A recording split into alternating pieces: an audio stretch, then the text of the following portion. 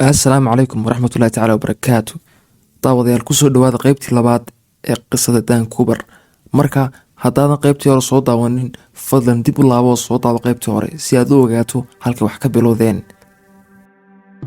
qaybtii hore waxaanu ka soo sheekeynay qaabkii u dhacay afduubku, qaabkii lagu sifeeyey Cooper iyo weliba raadintiisii oo lagu daalay. qaybtana waxaynu ku eegi doonaa haddii la idmo kadib wixii dhacay markii Cooper la waayay. intii lagu guda jiray sanadkii ku xigay sanadkay dhacdadu oo ahaa sanadkii 1972 waxa soo muuqday dad aad u tiro badan oo u eeg ninkan la weysanaa ee Dan Cooper iyo dad kale oo sheegaya inay cadeymo ka hayaan kiiskan. waxay cadeymahaas intooda badan ahaayeen qaar beena. dad badan ayaana waraaqo soo diray FBI-da iyo warbaahinada kuwaasoo sheegay inay iyagu yihiin Dan Cooper ama ay garanayaan qofku yahay. xitaa waxaa ku jira dadkan qaar sheegaya in Cooper ay garanayaan, qaar ku sheegay saaxiibkood, qaar ku sheegay walaalkood iyo weliba qaar ku sheegay inuu ahaa jaarkooda. waxay ka soo gaadheen FBI-da cadeymuhu dhammaan waddanka Mareykanka, waxaanay gaadheen dadka u eg ninkan la weysan yahay 800 oo qof. laakiin dadkan oo dhammi waxay ahaayeen qaar beena, waxaana kaliya ka soo hadhay 24 qof oo aad ugu ekaa Cooper. dembigii lagu eedeynayay Cooper waxa uu ahaa afduub diyaaradeed. dembigan waxa uu ka dhacayaa qofka marka la eego qaanuunka dalka Mareykanka, marka la raadiyo qofka 5 sano kadibna la waayo. laakiin 5 sano kadib dhacdadan waxaa kulmay dhammaan xubnaha kala duwan ee dambibaarayaasha Mareykanka, waxaana soo saareen go'aan ah inaan la xidhin kiiskan Cooper weligii. macnaha haddii la qabto Cooper xitaa 6 sano kadib waaba haddii uu gaadhay waa la maxkamadeynayaa, waxaana lagu qaadayaa dembigii uu galay. dabcan lama qaban Cooper ilaa maalinkan ay joogno. dhacdadanna waxay noqotay afduubkii diyaaradeeda ugu horreeyey ee ay xallin kari waayeen FBI-du ilaa maalinkan ay joogno. intaynan sii gudagelin kiiskan ayn eegno arrin yaroo sinuu yar fajaca oo ku tacalluqda kiiskan. sida ayn hore u soo sheegnay wuxuu ku goostay ninkani tigidhka magaca Dan Cooper, laakiin sidoo kale lama garanayo meeshuu ka yimid magaca DB Cooper oo noqday xitaa mid ka caansan magacii asaasiga ah ee uu ku goostay tigidhka. waxaana loo badiyaa in markii lagu guda jiray baaritaanka kiiskan mid ka mid a dadkii baadhayay uu ka khaldamay magacu. wax raada oo Cooper leeyahay haba yaraadee lama helin ilaa iyo 9 sano kadib. hadda waa 9 sano, ma aha 9 bilood, mana aha 9 maalmood, ee waa 9 sano. ma garateen carabka iga boobay wax noocaas ayaan hadhow jirin. bilowgii 1980kii wiil yar oo lagu magacaabo Brian Ingram ayaa ku ciyaarayay carrada xeeb yar oo ku taalla koonfurta Washington. intii uu qodayay carrada ayaa wuxuu helay 3 xidhmo lacaga oo ka koobnayd $20, waxayna ahayd $5,880. waalidiinta wiilkan yar iyaga oo hore u maqlay 9 sano ka hor warka diyaaradii la afduubtay ayaa haddana heleen lacagtan. kadibna waxay u geeyeen FBI-da. lacagtan ayaa la baadhay. sidaad qiyaasaysana serial numberska lacagtii la siiyey Cooper iyo lacagtan isku mid ayay noqdeen. laakiin marbay farxad yaraatay. si kastaba ha noqotee lacagta ayaa ku guulaysatay inay soo ururiso su'aalo badan halkii laga filayay inay iyadu jawaabaha keento. tan ugu muhiimsan ayaana ah sidee ay lacagtu ku timid halkan iyadoo goobta ku booday Cooper ay aad u kala fog yihiin. marka aynu fiirno maabkan waxaa macquul ah inuu Cooper ku tuuray webiga qayb ka mid a lacagta, intaas kadibna uu webigu keenay Tinabar. laakiin midda fikradan ka khaldanaya ah in webigu dhinaca kale u dareero.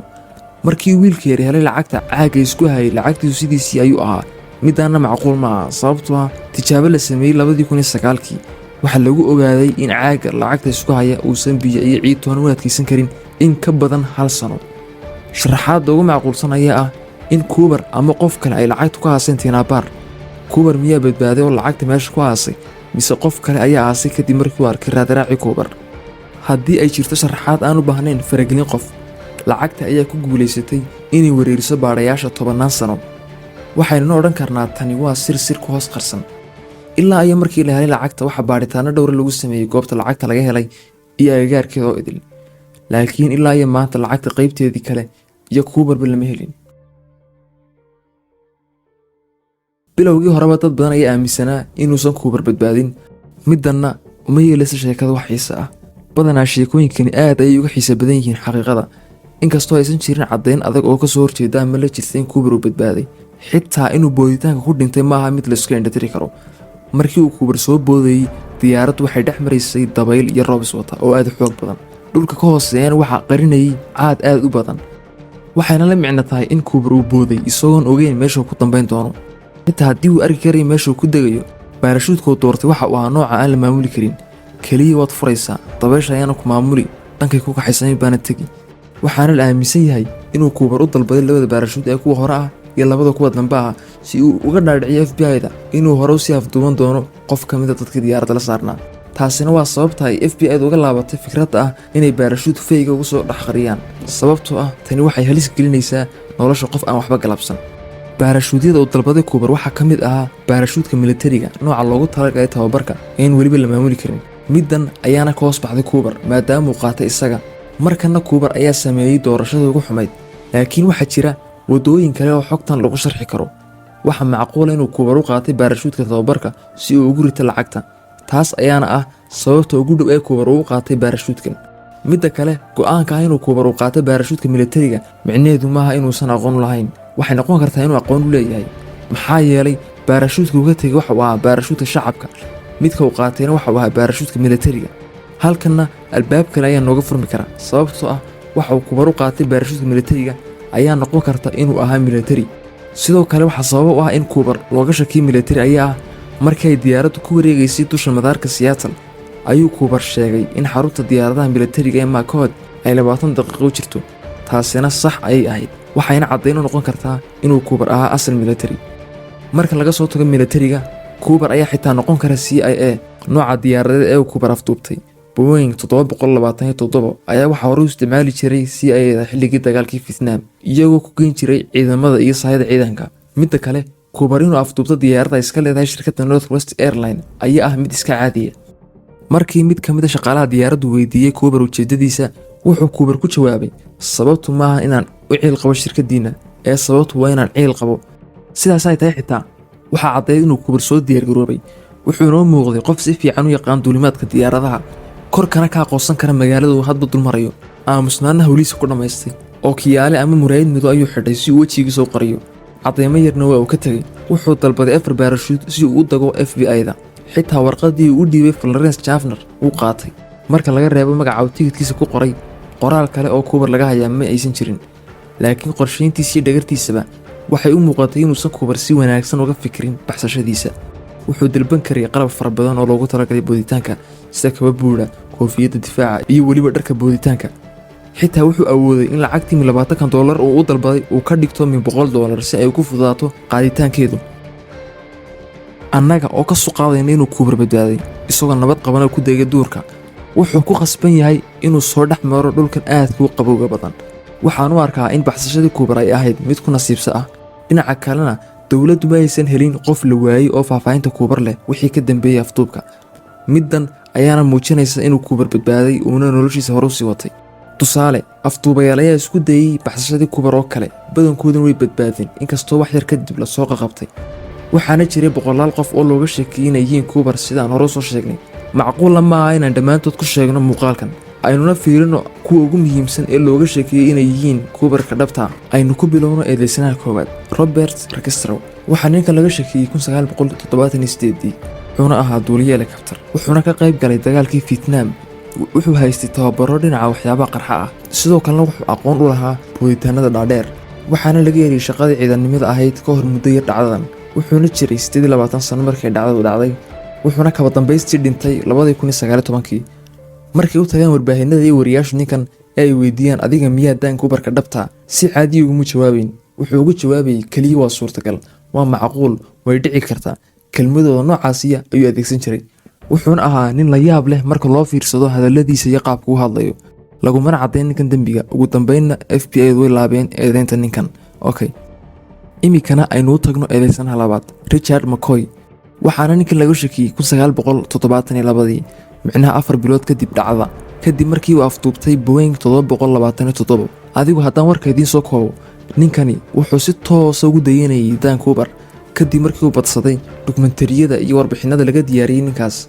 qorshaha uu u dejiyey afduubka, magaca beenta ee uu isticmaalay, nooca bambada ee uu sitay, nooca diyaarada ee uu afduubtay, qaabka warqadda uu ugu qoray shaqaalaha diyaaradda, kelmadaha uu adeegsaday, qaabka dalabka uu dirsaday, qaabka uu u baxsaday iyo weliba meeshuu ka baxay. dhammaan waxyaabahaasi oo dhan wuxuu uga dayday kuubar. laakiin ninkani 2 mid ayuu uga duwanaa kuubarka dhabta, kuwaasi oo aanu kuubar samayn. waa midda koowaad, ninkan wuxuu dalbaday lacag gaadhaysa $500,000, halka kuubarna uu dalbaday $200,000. iyo midda labaad oo ah in aanu ninkan u feejignayn sidii uu kuubar u feejignaa oo kale. wuxuuna kaga tegay farihiisii meel walba. sidoo kalena waxuu ka tegay waraaqihii uu qoray shaqaalaha diyaaradda, waxaana suurtagal ahayd in la helo qofka qoray qoraalkan, halka Cooperna uu ilaaliyey wax kasta oo uu sitay, xitaa ha ahaadaan warqadihii uu qoray.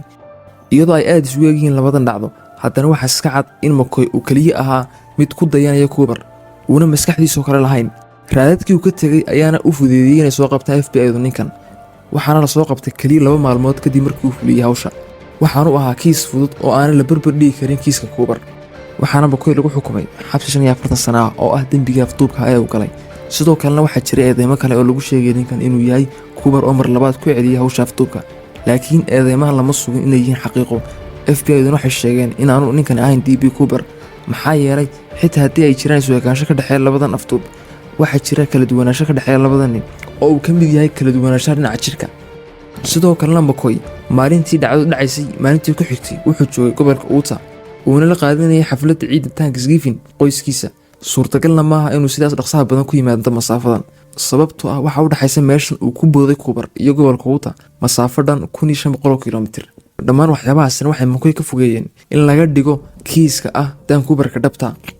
sidaan hore soo sheegnayna waa la soo qabtay ninkan, waxaana lagu xukumay xabsi 45 sano gaadhay oo keliya ahaa dembiga afduubka ee uu galay, laakiin marnaba laguma xukumin ninkani inuu yahay DB Cooper-ka dhabta.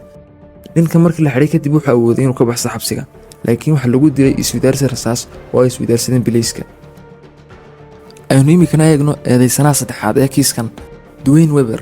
waxaa ninka laga shakiyey 1995 isaga ayaana qirtay dembiga oo sheegay inuu isagu yahay DB Cooper, laakiin wuxuu sheegay arrinkan maalintii uu dhimanayay ay taariikhdu ahayd 1995, micna 24 sano kadib dhacdada. waxay sheegtay xaaskiisu in maalintii uu dhimanayay uu ku yidhi, waxaan hayaa sir aan rabo inaan kuu sheego, anigu waxaan ahay Dan Cooper. waxayna sheegtay markii uu intaas u sheegay ay xasuusatay cadeymo badan oo ku saabsan kiiskan, kuwaasoo ay ku aragtay ninkeeda muddada ay isla noolaayeen. marka la eego hadalkeedii, waxay sheegtay in ninkeedu uu isla hadli jiray marka qaar isagoo hurda, wuxuuna ku hadli jiray hadalla ay ka mid ahaayeen, far ayaan kaga tegay diyaaradda, waxaan ka cabsanayaa in laysoo qabto, iyo kelmado la mid a. sidoo kalena waxay sheegtay in ninkeedu ay lugta xanuuni jirtay, markay weydiisay waxa ku dhacayna uu ugu jawaabi jiray inuu xanuunkani ka soo gaadhay diyaaraddu ka soo booday. sidoo kalena waxay xaaskiisu sheegtay in mar iyada iyo isagu ay dalxiis u tageen goobta lacagta laga helay ee Tinabar. sidoo kale ninkan wuxuu haystay tikid qadiimi oo ay leedahay shirkadda diyaaraddii la afduubtay ee Northwest Airlines, lamana garanayo sababtoo ninkan u haystay tikidka intaasoo dhan. wuxuuna ahaa askari u soo shaqeeyay waddanka intii lagu guda jiray dagaalkii labaad ee adduunka, wuxuuna khibrad u lahaa baarashuudada iyo booditaanada dhaadheer. ninkani sidoo kale wuxuu galay dembiyo hore oo ay ku jiraan tuugnimo iyo dembiyo kale oo ku mutaystay xabsi gaadhay muddo 6 sannadooda. xitaa muuqaalkiisa dibadda wuxuu ekaa DB Cooper. ninkan wuxuu leeyahay suurtagalnimo aad u weyn oo uu ku noqon karo Dan Cooper-ka dhabta. xitaa markii uu dhintay kadib FBI waxay baadhayeen kiiskiisa, laakiin si rasmi ah looma caddayn inuu ninkani yahay Dan Cooper-ka dhabta. imikana aynu u galno eedeysanaha afraad ee ugu dambeeya ee aynu eegayno waxa uu yahay. waxaa lagu magacaabaa Kenneth Christensen. eedda ninkan lagu eedeynayay waxay ka soo bilaabantay walaalkii hoosna lagu magacaabo Lyle Christensen. Lyle ayaa daawaday barnaamij ama documentary laga sameeyay Dan Cooper sanadii 2003. kadib markuu daawaday barnaamijkaas, wuxuu ku qancay in walaalkiisii dhintay Kenneth uu yahay Dan Cooper. wuxuu dhintay walaalkii waa Kenneth 1994, wuxuuna u dhintay xanuunka kansarka. waxaana la sheegaa intaanu dhiman ka hor inuu ku yidhi, walaalkii waxaan hayaa sir weyn, uuna la dhintay isagoon u sheegin qofna. dabcan markii qof si dhimanaya kugu yidhaahdo sidaas, waxaad ka fikiraysaa waxaan uu sheegayaa waxa uu yahay muddo badan. sidaasna waa sida ku dhacday Lyle. wuxuu sheegay in arrinka walaalkii uu sheegi rabay uu ku wareegay maskaxdiisa muddo dheer, in badan uu isweydiinayay waxa uu noqon karo. kadib markii uu daawaday barnaamijkaasna uu ku qancay in walaalkii uu yahay DB Cooper, sirtii uu qarinayna ay ahayd midaas. haddaba maxay yihiin astaamaha ugu maleeyay in walaalkii uu ahaa Dan Cooper? ugu horreyn, Kenneth wuxuu ka shaqayn jiray isla shirkadda diyaaradda ee Northwest Airlines. dabcan way u fududaanaysaa hawsha afduubku qofka ka shaqeeya isla shirkaddan diyaaradda iskale. wuxuu kala garanayaa diyaaradaheeda waxay ku wanaagsan yihiin iyo waxay ku xun yihiinba, halka laga baxayo iyo halka laga gelayo, iyo dhammaan wax kastoo ku saabsan shirkadda. sidoo kale Kenneth wuxuu jeclaa sigaarka iyo khamriga loo yaqaano bourbon. ninkani sidoo kale wuxuu iibsaday guri aad u qaaliya waqti yar kadib dhacdada afduubka. waxaa ka mid ah cadeymahan ugu waaweyn ee looga sheegay ninkan inuu yahay Dan Cooper-ka dhabta. waxaa loo keenay sawirka Kenneth mid ka mid ah gabdhihii ka shaqeynay diyaaradda, waxayna sheegtay isu ekaansho weyn oo ka dhexeeya ninkan iyo Cooper. wuxuu ahaa ninkii ugu dhawaay looga sheegay inuu yahay Dan Cooper-ka dhabta, laakiin haddana gabadhii waxay ku soo gabagabaysay hadalkeedii inaanay si kaba dambaysi odhan karin ninkan inuu yahay Dan Cooper. FBI-duna ninkan way ka fogeeyeen dembiga sababtoo ah uu ka gaabnaa dhararkii lagu sheegay Vancouver. sidoo kalena ninkan wuxuu ahaa ciidan hore wuxuuna aad khibrad ugu lahaa baarashuudka iyo booditaanada dhaadheer. tanna waa caddayn kale oo xoojinaysa in ninkan uu noqon karo Vancouver-ka dhabta. dabcan Cooper waxa uu diyaaradda ka soo booday baarashuud wuxuuna ahaa mid khibrad u leh boodidda. sidaas waa sida aaminsanaayeen FBI-du markii hore, laakiin Cooper mu ahayn mid khibrad u leh baarashuudada iyo booditaanada dhaadheer maxaa yeelay wuxuu ka doortay 4 baarashuud la siiyey labadii nooc ee ugu xumaa. waxayna aaminsanaayeen FBI-du in haddii keenatu yahay Vancouver-ka dhabta uu dooran lahaa baarashuudada kuwada wanaagsan ee uu kaga dhex tagay diyaaradda. sidoo kale hadduu ahaan lahaa Cooper mid khibrad u leh hawshan kuma boodeen jawigan adag iyo duurka. dhammaan waxaas ayaana ka dhigay in laga fogeeyo Kenneth inuu yahay Vancouver-ka saxda. hadda waxaanu soo qaadanay 4 sano ee ugu dhawaa ee lagu tumay kiiskan, laakiin sidaynu hore soo sheegnay way ka badan yihiin intan dadkan lagu tumay kiisku. kumana soo koobi karno muuqaalkan haddii aynu tiriyaysan raacno. iminkana aynu eegno aragtiyaha kaba dambaysta ee lagu fasiray kiiskan. waxaana aragtiyan soo saaray mid ka mid ah dambaarayaasha ugu khibrada fiican FBI-da oo lagu magacaabo Larry Carr. wuxuuna aragtidan soo saaray sanadii 2007. aragtidan waxay odhanaysaa Cooper kamuu badbaadin booditaanka uga soo booday diyaaradda. sidaan hore soo sheegnay bilowgii FBI waxay aaminsanayeen in Cooper uu ahaa mid khibrad u leh baarashuudada, laakiin waxaa la ogaaday inuu ahaa bilow, gaar ahaan markii uu ka doortay baarashuudada 4 labadii nooc ee ugu xumaa. sidoo kalena duruuftii cimilo ee uu ku booday ninkani macquul maaha in qof khibrad leh hawshan ama qof caqli leh uu ku boodo. mushkiladda kaliya ee ku jirta aragtidan ah in Cooper uu dhintay ayaa ah inaanay FBI-du helin wax raada oo uu lahaa Cooper. taasina waa mushkiladda ugu weyn ee ku jirta aragtidan. sidee ayuu qarsoomay ninkan meydkiisu iyadoo la sameeyey baaritaanada lagaga baadhay dhinac walba kayntii uu ka soo booday Cooper. sidoo kale sidaan hore soo sheegnay waxaa laga helay lacagta meel ka fog meeshuu ku booday Cooper, iyadoo aan sheegnay in lagu sheegay arrinkaas sababtiisa inay soo qaadeen lacagta biyaha webigu, laakiin maaday lacagta qaybteedii kale.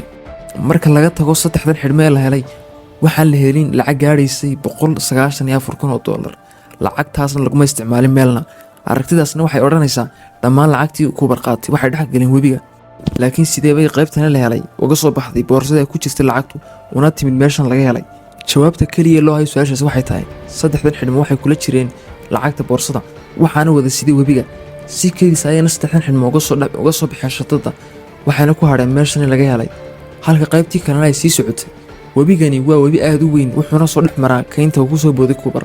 sidaan hore soo sheegnayna baarashuudadii uu Cooper isticmaalayay ma ahayn qaar wanaagsan maxaa yeelay ma awoodo qofku inuu maamulo. kaliya waad furaysaa dabaysha ayaan ku geynaysa meesha ay doonto. waxayna odhanaysaa aragtidani Cooper mu awoodin inuu xakameeyo baarashuudka, sidaa darteedna wuxuu ku dhexdhacay webiga isagoo sita boorsada lacagta ahayd. webigan waxaa lagu tiriyaa mid ka mid ah webiyada ay dheereeyeen socodkoodu, wuxuuna ku darsamaa webi kale oo ka weyn isaga oo lagu magacaabo webiga Columbia. waxaana ugu dambeyntii webigani ku shumaa badweynta Pacifica. taas micnaheeduna waxay tahay meydkii Cooper iyo wax kastoo uu sitay waxay hadda ku jiraan badweyntaas.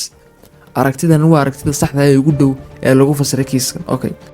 in yaro degdeg ah intaanaan ka bixin muuqaalka, haddaydan xasuusataan taygii uu kaga tagay Cooper diyaaradda markii ay horumareen baaritaanadu ee la soo saaray maadooyinka kiimikada ee wax lagu raadiyo iyo baaritaanada DNA-ga. waa la baaray taygii waxaana laga helay maado kiimika oo lagu dhex adeegsan jiray shirkadda samaysa diyaaradaha Boeing, waana shirkaddii samaysay diyaaradda uu ku dhacay afduub. taasina waxay caddeyn u tahay in Cooper uu ka mid ahaa shaqaalaha shirkaddan samaysay diyaaradda, laakiin si guud maadadan la helay kumay hogaamin FBI-da inay ogaadaan shakhsiyadda dhabta ee Vancouver. ugu dambeyntiina waayitaanka Vancouver wuxuu noqday mid cakiran, wayna ka rajo dhigeen FBI-du inay helaan ninkan. waxaana kiiskan si rasmi loo xidhay sanadii 2006, micnaha 45 sano kadib dhacda. sidaana waxaa guuldarro ku wajahay FBI-da. daawadayaal halkan ayay naga eegtay dhacdadani oo run ahaantii ahayd mid waqti fara badan qaadatay in lagu diyaariyo. ugu dambeyntiina waynaga ka farxalanay. alla ayaa mahad leh. iminkii wixii ka dambeeyna waxaan isu aragnaa waa muuqaal kale. wassalaamu calaykum waraxmatullaahi tacaala wabarakaatuh.